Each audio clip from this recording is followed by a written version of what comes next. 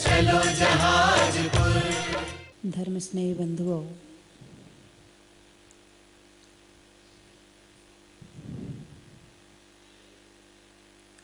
हम धर्मात्मा हैं या नहीं है, ये कैसे पता चलेगा?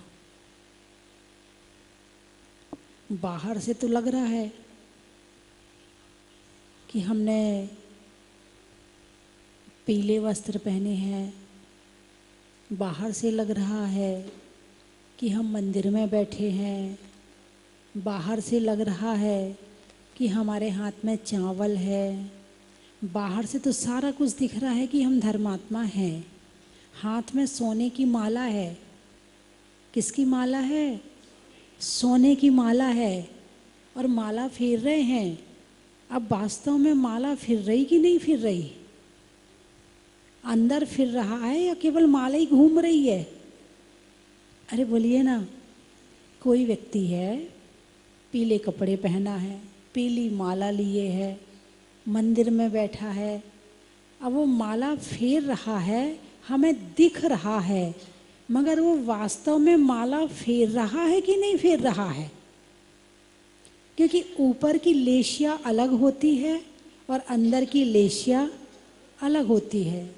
अंदर की लेशिया होती है भावों से और ऊपर की लेशिया होती है शरीर के कपड़ों से, ऊपर की या शरीर के रंग से। एक बार आपको जो शरीर की लेशिया मिल गई वो बदलती नहीं है, लेकिन अंदर की लेशिया प्रति क्षण बदलती है। तो आचार्य हमें थर्मामीटर देते हैं, हम लगाकर देख लें हम धर्मात्मा हैं कि नहीं है। शास्त्र में सारी बातें बता दी।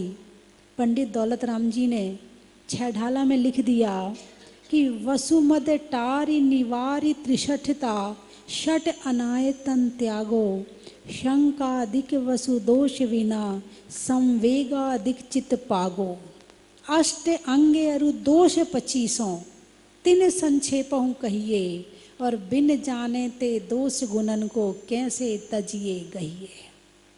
ये लाइनें थर्मामीटर हैं। क्या है ये थर्मामीटर हैं। लगाकर देख लो तुम धर्मात्मा हो कि नहीं हो, तुम्हें सम्यक दर्शन हुआ है कि नहीं हुआ है। यदि सम्यक दर्शन तुम्हें हुआ है तो जरा ये लगाकर देख लो ये गुण है कि नहीं है। इसके दोष देख लो, ये दोष हैं तो नहीं सही। यदि ये दोष हैं और ये गुण नहीं हैं तो वास्तव में अभी सम्यक दर्शन नहीं हुआ है। वसु मद टारि निवारि त्रिषठता, 8 प्रकार के मद। वसु यानी 8, मद, वसु मद टारि, टारि टर गया। हमारे यहाँ क्या कहते हैं? एमपी में ये शब्द ज़्यादा बोले टर जाए यहाँ से, कहते ना अनिल जी? एमपी में कहते हैं, ललितपुर वाले संजय जी कहते कि नहीं कहते? टर जा हैं, टार दो इसको। तो जब लड़की ज़्यादा परेशान करती बोले जल्दी शादी करो और टार दो। तो पंडित दौलत राम जी ने ये टार शब्द प्रयोग किया है यहाँ पर। यानी जो 6 ढाला लिखी है वो बोलचाल की भाषा में लिखी है। उस समय की बोलचाल की भाषा यही थी। तो जो बोलचाल की भाषा थी उसमें उन्होंने 6 ढाला लिख दी। तो वसु मद टारी निवारी, निवारण, निवारी निवार दो, टार दो। यानी एक बार नहीं कहा, 2 बार कह दिया। 8 मदों को, 8 प्रकार के घमंड को दूर करने के लिए एक शब्द का प्रयोग नहीं किया है, 2 शब्द का। त्रिषठता को निवारी के साथ जोड़ लो और टारी को मद के साथ जोड़ लो। वसुमद टारी निवारी त्रिषठता, 3 प्रकार की सठता। सठता यानी मूर्खता, सठ यानी मूर्ख हैं। अब तो इस शब्द का प्रयोग कम होता है, पहले इस शब्द का प्रयोग ज़्यादा होता था सठ का। बोले ये तो पूरा सठ है, सट गया है, सटिया गया है। सटिया गया तो अभी भी होता है हैं। जब अम्मा बूढ़ी हो जाती है और बात को ना माने, बोले ये तो सटिया गई, यानी मूर्ख हो गई। सटिया गई यानी अब इनका ज्ञान खत्म हो गया, इनका ज्ञान कम हो गया, अब ये तो सटी आ गई, 60 की हो गई तो सटी आ गई। तो वही सट शब्द का यहाँ प्रयोग किया है। वशुमद तारि टारि निवारि त्रिशटता, 3 तरह की शटता होती है, 3 तरह की मूर्खता होती है ना। त्रिशटता, शट अनायतन त्यागो, शट, अब यहाँ शट यानी 6, यहाँ शट यानी संस्कृत का 6 है। शट अनायतन त्यागो, 6 प्रकार के आयतन होते हैं, तो 6 प्रकार के अनायतन होते हैं। शट अनायतन त्यागो, है ना। और फिर कहा है कि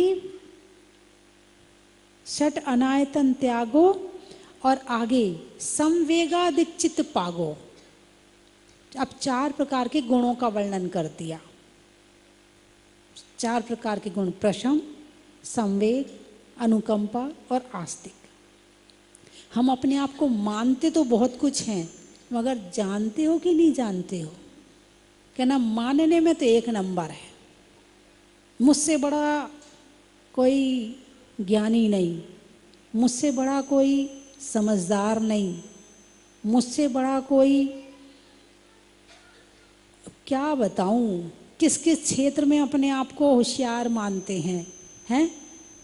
और 8 प्रकार के मद अभी अपने जो 10 लक्षण पर्व गए हैं, तो उसमें जो दूसरा धर्म होता है, उस दूसरे धर्म का नाम है उत्तम मार्दव। क्या नाम है? मार्दव। जब मान जाता है तो मार्दव आता है। उसमें अपने बड़ी चर्चा करी थी, है ना, कि 8 प्रकार का मद होता, मद शराब को भी कहते हैं। शराब का जो संस्कृत में कहते हैं उसे मद कहते हैं। तो ये मद का मतलब ये जो शराब पी लेता है फिर वो होश में नहीं रहता है ना। शराब पीने वाला व्यक्ति वास्तव में वो नहीं बोलता है। कौन बोलता है? अरे बोलिए ना। जब शराब पी लेता है वो घर में आके चिल्लाना शुरू करता है तो घर वाले कहते इससे अभी मत बोलो। क्या कहते हैं? अभी इसको चुपचाप, अभी चुपचाप रहो, अभी ये नहीं बोल रहा है। कौन बोल रहा है? बोले शराब बोल रही है। बोले ऐसा करो, अभी इसको सो जाने दो, कल देखेंगे इसको। और जो सुबह हुआ, भाई तूने रात को क्या किया? मैंने क्या किया? मैंने तो कुछ भी नहीं किया। तूने ऐसा ऐसा कहा था। नहीं, मैंने तो कुछ कहा ही नहीं। ऐसा होता है कि नहीं होता है? व्यवहार में आपने देखा है ना। ऐसे ही अभिमानी व्यक्ति वो नहीं बोलता है, उसका अभिमान बोलता है। जैसे जब शराब चढ़ जाती है तो शराब बोलती है, और जब नशा चढ़ जाता है मद का तो फिर वो मद का नशा बोलता है। जैसे किसी को कोई भूत प्रेत लग जाए तो कई बार भाई किसी को लग जाते हैं, तो फिर वो नहीं बोलता है। कौन बोलता है? उसके अंदर कोई और बोलता है ना। तो शरीर उसका है, आत्मा उसकी है, और बोलने वाला कोई दूसरा है। ऐसे ही 8 प्रकार के मद हैं। यदि ये 8 प्रकार के मद हैं तो समझना अभी हमें सम्यक दर्शन प्राप्त नहीं हुआ है। तो वो कौन से मद हैं 8 प्रकार के? ज्ञानाम पूजाम कुलम जातिम बलम रद्धिम तपो वपो। ज्ञान का मद, मैं बहुत ज्ञानी हूँ, मैं बहुत होशियार हूँ। और कोई कह तो दे कि तुझे मूर्ख है, तुझे ये नहीं आता, वो नहीं आता है, भले ना आता हो, लेकिन अपने आप को मूर्ख कहलाने के लिए तैयार नहीं है। मूर्ख से मूर्ख व्यक्ति भी अपने आप को मूर्ख कहलाना पसंद नहीं करता है। अज्ञानी होना तो पसंद करता है, मगर मूर्ख कहलाना पसंद नहीं करता है ना। अभी आपसे कोई प्रश्न पूछूं तो आप उसका उत्तर दे पाओगे? नहीं दे पाओगे, है ना। और आपसे कहें भाई साहब आप तो बहुत अज्ञानी हैं, आप तो बहुत मूर्ख हैं, आप क्या कहोगे? नहीं नहीं, हम बहुत होशियार हैं। हाँ, हमारे घर में देखो हमारे बिना पत्ता नहीं हिलता है। हाँ, सारे घर वाले मेरे बिना कोई काम नहीं करते, हम बहुत होशियार हैं। आप किस क्षेत्र में होशियार हो?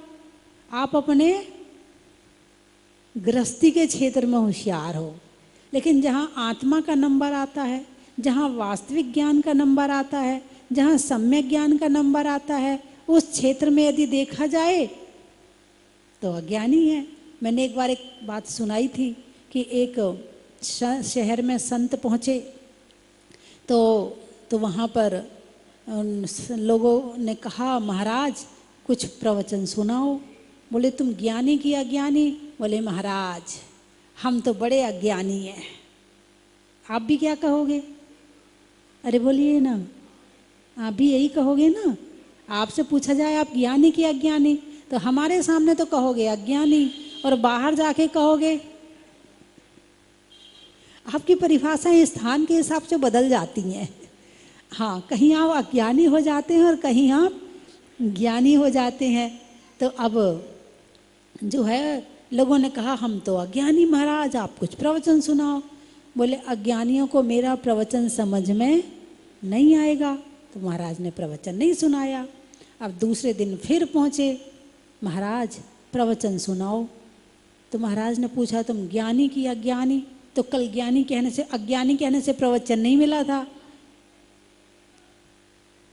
आज बात बदल दी। बोले तुम ज्ञानी की अज्ञानी? बोले महाराज हम तो ज्ञानी। बोले फिर तो मेरे प्रवचन की ज़रूरत क्या है, नहीं करता मैं प्रवचन। फिर वापस चले गए। तो तीसरा दिन हुआ, फिर लोग आए, बोले महाराज कुछ प्रवचन सुनाओ। बोले तुम ज्ञानी की अज्ञानी? तो पहले से तैयारी करके आए थे। बोले आधे ज्ञानी कहना और आधे अज्ञानी कहना, कुछ तो हल मिलेगा। तो आधों ने कहा महाराज हम ज्ञानी, और आधों ने कहा महाराज हम अज्ञानी। बोले ऐसा करो, ज्ञानी अज्ञानी को समझा दे, मेरे प्रवचन की कहाँ जरूरत। अब उसके बाद चौथे दिन फिर पहुँचे। बोले महाराज प्रवचन सुनाओ, मगर ये भी बता दो कि हम कौन हैं।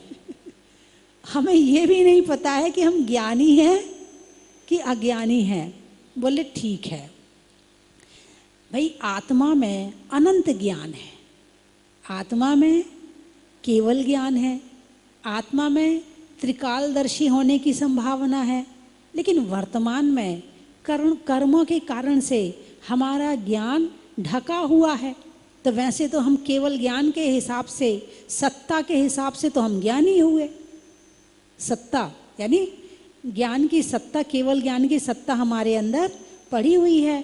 तो हम कैसे हुए कि एक हिसाब से हम ज्ञानी भी हैं और ज्ञान नहीं होने के हिसाब से हम अज्ञानी भी हैं। लेकिन हमें कहना चाहिए कि हम जिज्ञासु हैं। क्या हैं? हम जिज्ञासु हैं। हम जानना चाहते हैं कि ज्ञान क्या है, अज्ञान क्या है ना।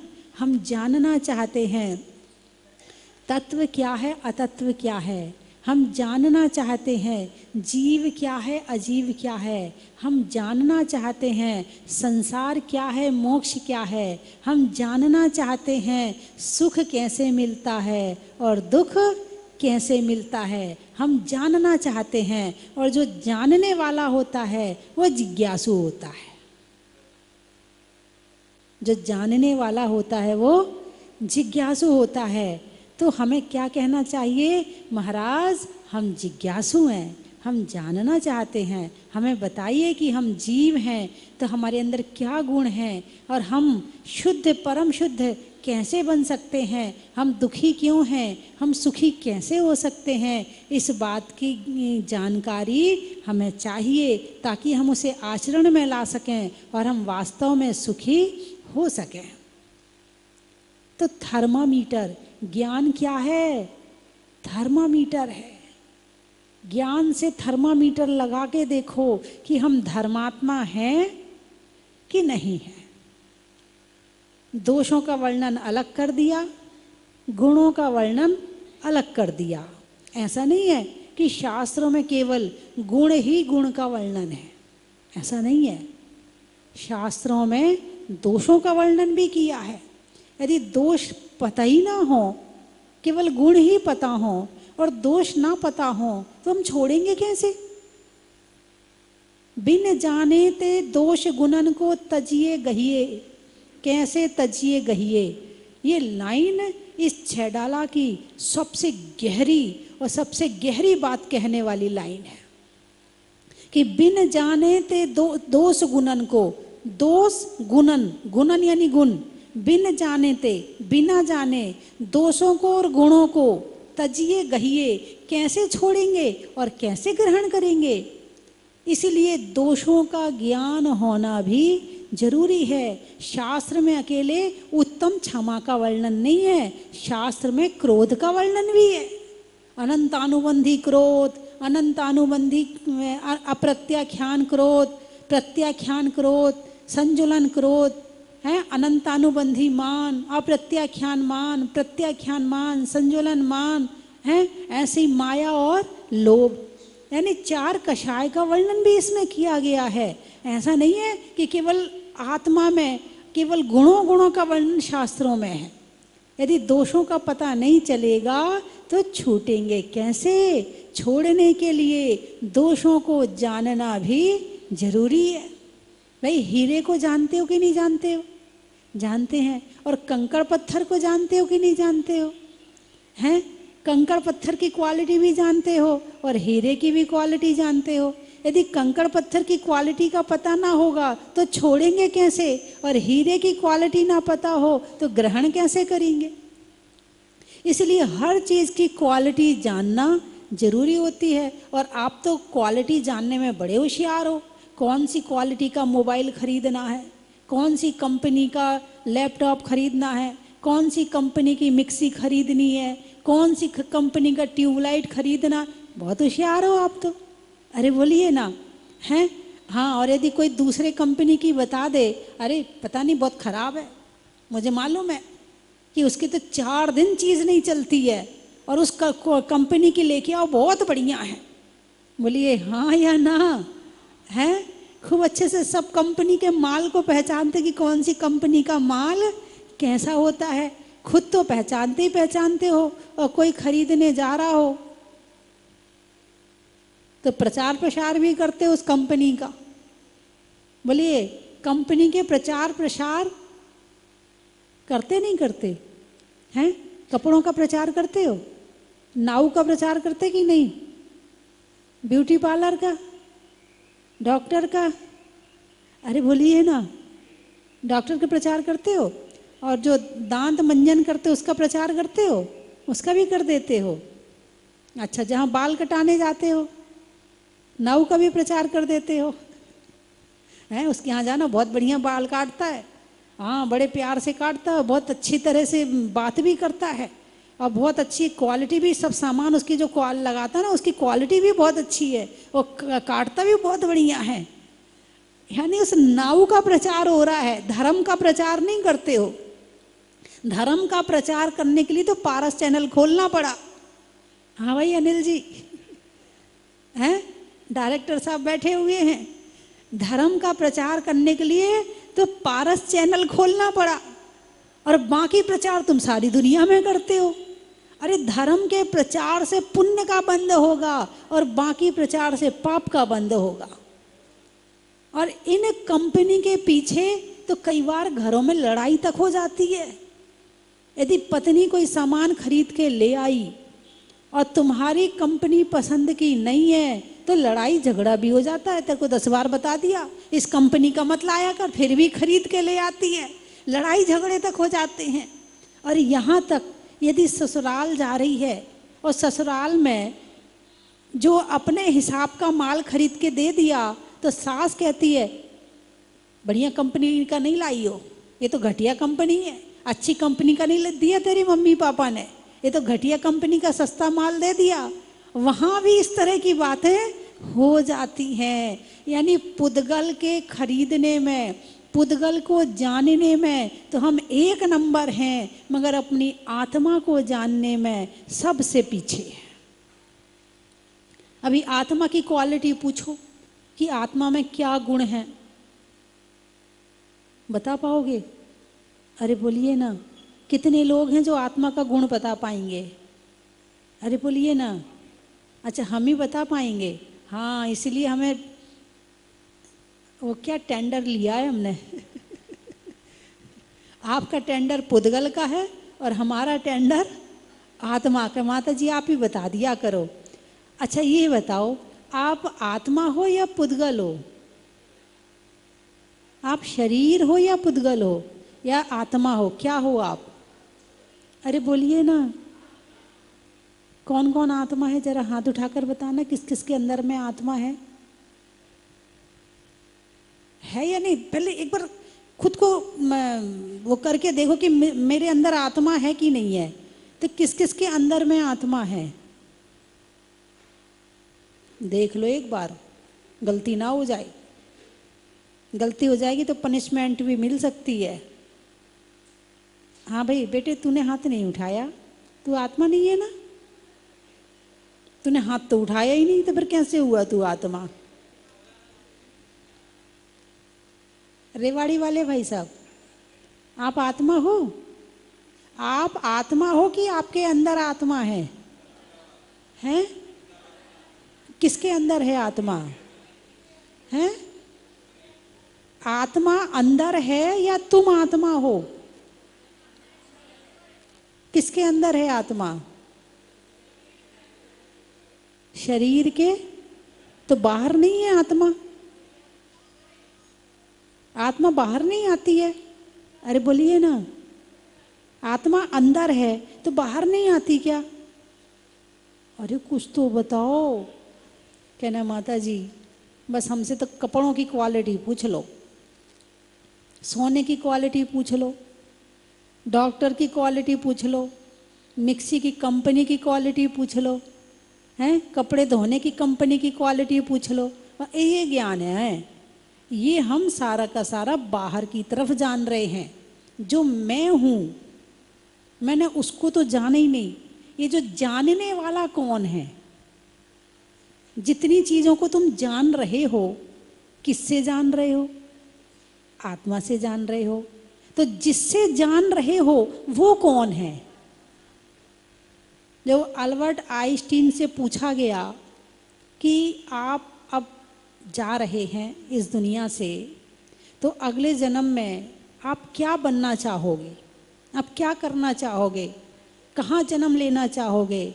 बोले अगला जन्म मैं भारत में लेना चाहूँगा। बोले क्यों? बोले मैंने जिंदगी भर खोज करी, पुद्गल की खोज करी, अणुबम की खोज करी, मैंने दुनिया भर की खोज करी। अब मैंने खोज तो कर ली, लेकिन जो खोजने वाला है अब मैं उसे खोजना चाहता हूँ। मैं 3 चीज़ें बोलूँगी, आपको कहना बड़ा ही महत्व है। नींबू के सत्व का, जैन धर्म में तत्व का, और सुनने में आपके लिए बड़ा ही महत्व का, बड़ा ही महत्व का, बड़ा ही महत्व है ना? दूध नापने में लीटर का, है ना? दूध नापने में लीटर का, नहीं होने में चीटर का, और अपनी आत्मा में लगाने वाले थर्मामीटर का, स्वभाव में नर्म का, भोजन में गर्म का, और जीवन में धर्म का, रात्रि में क्षमा का, पैसों में जमा का, और होने में वास्तव में धर्मात्मा का, दुकान में लाला का, मकड़ी में जाला का, और फेरने में भावपूर्वक भगवान की माला का, सलाइयों में सूजा का, मिठाइयों में कूजा का, और भगवान की पूजा का, गाने में सुर का, नृत्य में नूपुर का, और आने वालों में जयपुर का, रहने के लिए धरा का, ढांकने के लिए परा का, और आने वालों में शहपुरा का, सुबह सुबह नल का, किसान में हल का, शरीर में बल का, नहीं काम करने में अच्छे काम में, टालने में कल का है, और पीने में जल का, रहने के लिए थल का, और चैनल में पारस चैनल का। अब बताओ कहाँ से आए? सागर, शैली में नागर का, पानी में गागर का और आने वालों में सागर का। झांसी माता जी, झांसी। दान करने में राशि का, कप में बसी का और आने वालों में झांसी का। समय में आवली का, राजस्थान में पावली का और आने वालों में कुरावली का। शाम का, सिरदर्द में बाम का और आने वालों में रतलाम का। Hello hello hello. रुड़की, अच्छा। ताले में की का, ताले में की का और 26 अक्षर में बी का और आने वालों में रुड़की का। बड़ा ही महत्व है। आने में बोध का और आने वालों में अजनौद का। Hello hello. सिकंदरा, अच्छा। हेलो। भोजन में बरा का, रंगों में हरा का और आने वालों में सिकंदरा का। बड़ा ही महत्व है। माता जी रेवाड़ी का, अच्छा। बाग में बाड़ी का, जंगल में झाड़ी का और आने वालों में रेवाड़ी का। बड़ा ही महत्व है। और हो गए सारे? कोई बचा तो नहीं? बोलिए महावीर भगवान की जय। जी के पावन प्रेरणा एवं मंगल आशीर्वाद से श्री सोनागिर सिद्ध क्षेत्र पर पर्वत की तलहटी में ऊपर पर्वत पर 57 नंबर मंदिर के बिल्कुल ही समीप एक भव्याति भव्य श्री जिन सहस्रनाम जिन मंदिर का निर्माण कार्य चल रहा है, जिसमें आप सभी अपने परिवार की ओर से एक लघु जिन मंदिर का निर्माण कराकर उसमें जिन बिंब को विराजमान करने का महासौभाग्य प्राप्त कर अपने इस जीवन को धन्य करने का अवसर प्राप्त कर सकते हैं, अपने इस मानुष जीवन को धन्य कर सकते हैं। इस सहस्कुट जिन मंदिर में वर्तमान कालीन तीर्थंकरों में से 10 तीर्थंकर भगवंतों की जिन प्रतिमाएं विराजमान की जाएंगी, जिनमें एक कूट का निर्माण कराकर जिन प्रतिमा विराजमान करने की राशि मात्र 1,11,000 रुपए है। इस राशि को प्रदान कर आप अपने परिवार की ओर से, अपनी ओर से जिन प्रतिमा विराजमान करने का सौभाग्य प्राप्त कर सकते हैं। अनिल जी पारस चैनल वाले एक जिन प्रतिमा अपने परिवार की ओर से विराजमान करने का सौभाग्य प्राप्त किया है, श्रीमती सीमा जैन, धर्म पत्नी श्री अनिल कुमार जी जैन, पारस चैनल डायरेक्टर परिवार से आपके पुण्य की बहुत बहुत अनुमोदना करते हैं। वाणी माँ बार बार हम शीश झुकाएं, हे जिन वाणी माँ।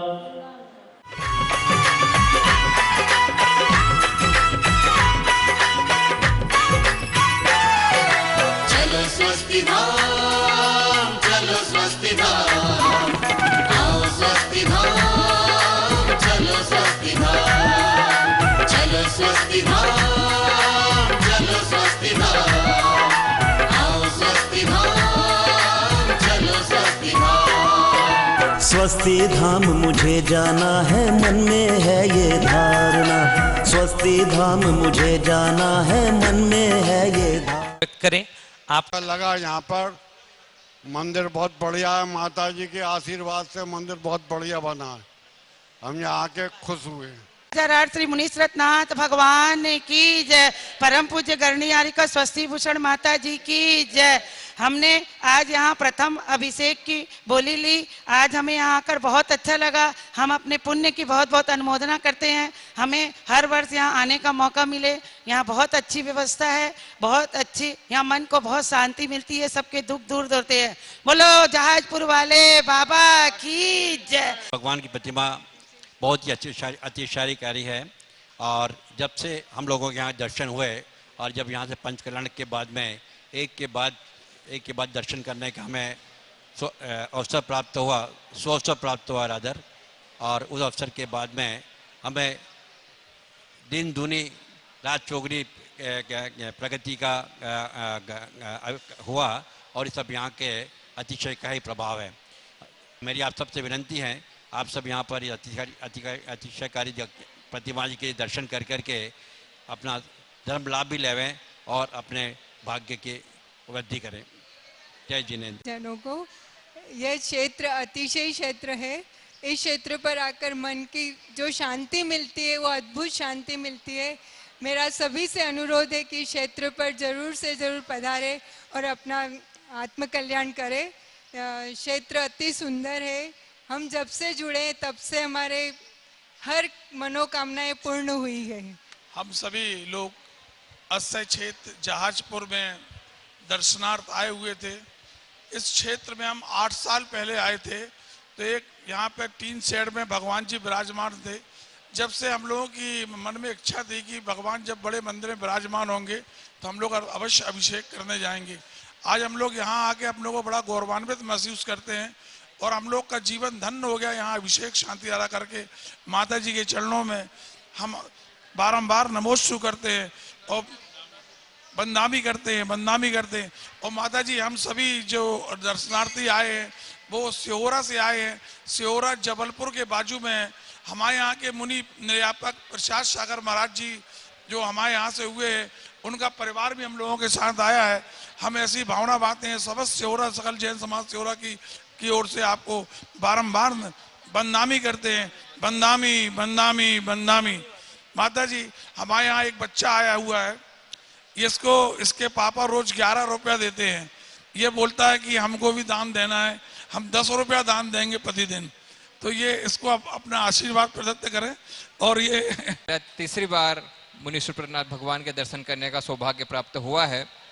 पहले ये मूर्ति टीन शेड में थी, उसके बाद हम जब आए, जब जहाज मंदिर का निर्माण चालू था, और ये मुनि सुप्रनाथ भगवान के अतिशय का चमत्कार है कि इतने कम समय में इतना भव्य विशाल मंदिर बना है और पूरे भारत देश में इस तरह का मंदिर पहला मंदिर है।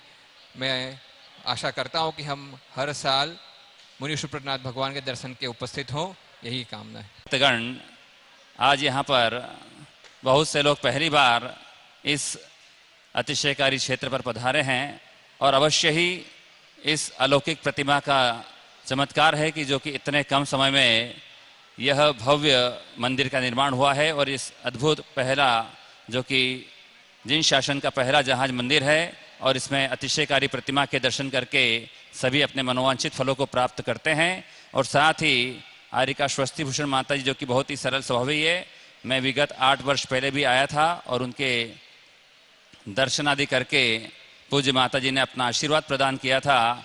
और आज हम यहाँ पर आकर के कृतकृत्य हुए हैं। बोलिए मुनि सुप्रनाथ भगवान की जय।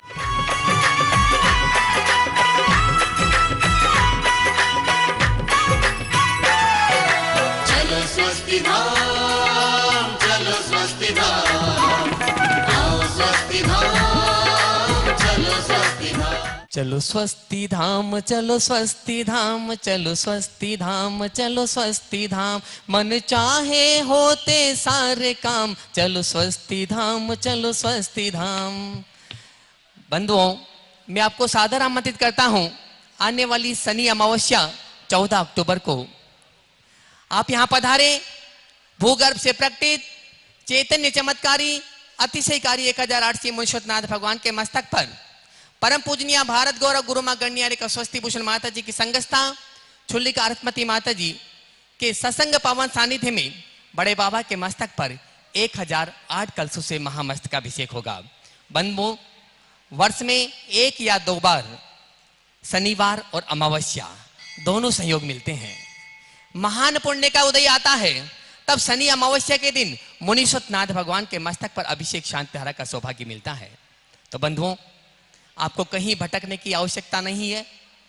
आने वाली 14 अक्टूबर को जहाजपुर पधारे, भूगर्भ से प्रकटित बड़े बाबा के मस्तक पर अभिषेक करें, शांति धारा करें।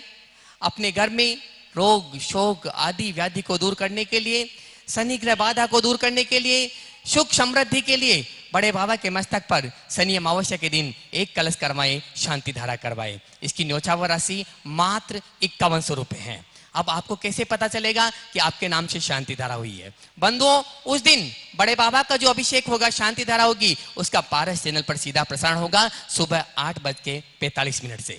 तो आप सभी, मैं तो चाहता हूं आप यहां पर आए, बड़े बाबा का अभिषेक करें, शांति धारा करें। लेकिन यदि आप नहीं आ सकते हैं तो अपने नाम से एक कलश शांति धारा करवा सकते हैं, जिसकी न्योछावर राशि मात्र 5100 रुपये है। आप अपनी सूचना स्वस्ति धाम पर दे सकते हैं। धन्यवाद। रतन की थाल को सजाओ रे आज, रत्नों की थाल को भर लाओ रे आज।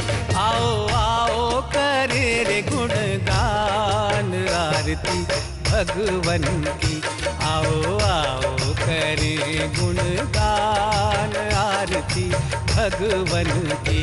आओ आओ करे रे गुणगान आरती भगवन की।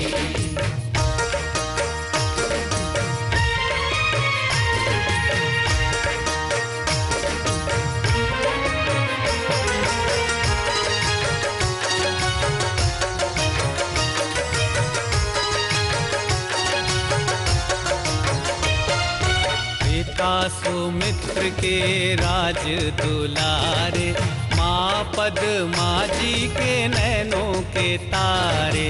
पिता सुमित्र के राज दुलारे, माँ पद्मा जी के नैनों के तारे। राजगृही में जन्म लियो आप, राजगृही में जन्म लियो आप। आओ आओ मनाए खुशी। अपने इस मानव भव को सफल बनाने का आपके जीवन में आया है अभूतपूर्व अवसर। स्वस्ति धाम प्रणेत्री परम विदुषी लेखिका भारत गौरव आर्यका श्री स्वस्ति भूषण माता जी की पावन प्रेरणा एवं मंगल आशीर्वाद से मध्य प्रदेश की धन्य धरा पर स्थित सिद्ध क्षेत्र सोनागिर के पवित्र पर्वत पर बन रहा है भव्याति भव्य सहस्त्रकूट जिनालय। आप अपने व अपनों के नाम से एक प्रतिमा अथवा एक से अधिक प्रतिमाएं विराजमान कर सहस्त्र पुण्य के भागीदार बने। एक प्रतिमा की न्योछावर राशि 1,11,000 रुपए मात्र। अपनी स्वीकृति प्रदान करने हेतु दिए गए नंबरों पर शीघ्र संपर्क करें।